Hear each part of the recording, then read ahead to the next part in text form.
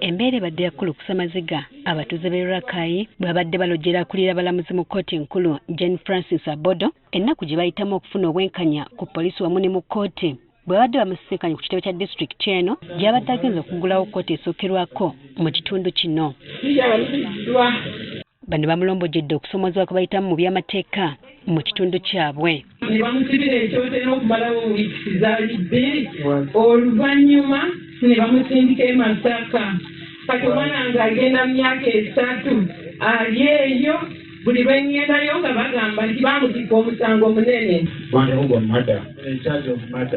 Era e Masaka bansibirayo wiiki bbiri. Sandyogereza wandiise nerina ennaku. Nina abaana 8. Ono agamba nti ng'oggyeko okumusiba ate n'ebintu bye byonna byanonebwa batuuze mu bugenderevu. E Masaka we banta wiiki bbiri n'enzira ku kyalo ebintu byange byonna ne babyonoona. Byenakolera emyaka 38. Bamubuulidde nti bagezezaako okugoberera amateeka mu kunoonya obwenkanya kyokka byonna nga balinga bafuuyira endiga omulere era baagala Abodo abayambe basobole okufuna obwenkanya.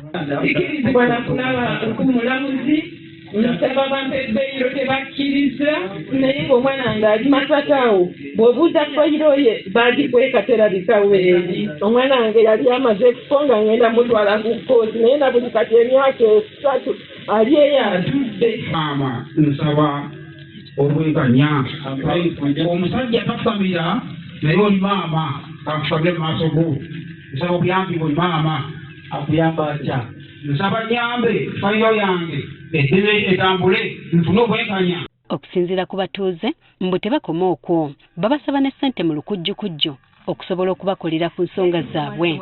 Bansaba akasente ne bangamba nti naaweereza akasente ketukusabye tukukolere tuki ku mpapula zo nga ziringanga zino ze bakuwadde abakuwabidde. Tenga police bond gavumenti yagamba ya bwereere olunaku lw'ejjo twale tulina omuntu omu gwe tugenda okukolera police bond batusabye emitwalo 3 ku poliisi y'e Rwanda. Kyokka bano baliko n'amateeka ge bakubyemu ebituli ge bagamba nti tegamatiza. Kigambibwa nti bwe nkwatira mukazi wange mu bwenzi nteebwa ttiiri 6 mu kkooti kituufu era 6 olwo lwaki balumba era omukazi n'akwatawa. Newankubadde bano baweereddwa kkooti basabiddwa okwewala obuzi bw'emisango basobole okwewala okwewuba mu mbuga z'amateeka olutatadde. Baleese ekkooti enkulu wano kitegeeza wano waliwo emisango mingi mu Rakai wano njagala twewale kkooti eyo ne bwe baba bagireese bebeere enkalu bategeere nti Rakai yatereera. Ye Jane Francis Abodo mu kwogerako gye bali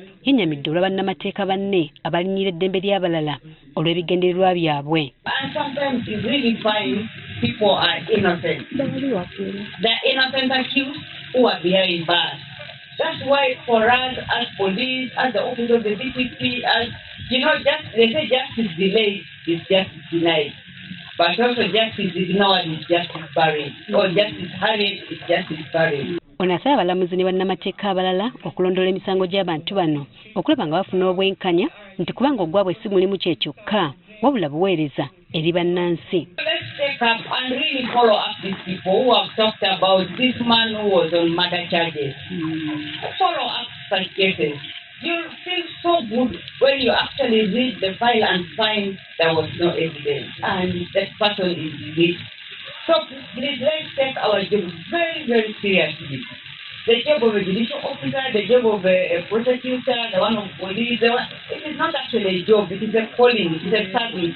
Nga banoonyereza ku misango abakubiriza okwekenneenya okwewala okukwata n'okubanyereza abantu abatalina musango ate abaziba emisango bo ne basigala nga balya butaala. And when we're investigating cases, please let's investigate and not with hands.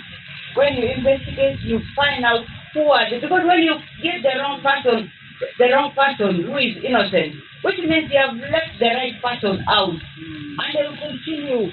And there are the same people who are disturbing us with more cases coming. Essiga eddamuzi likyalina eddimu ery'amaanyi okutereeza entambuza y'emirimu gyalyo kubanga ebirumira nga bino bibadde biwulirwa nnyo okwetooloola eggwanga lyonna.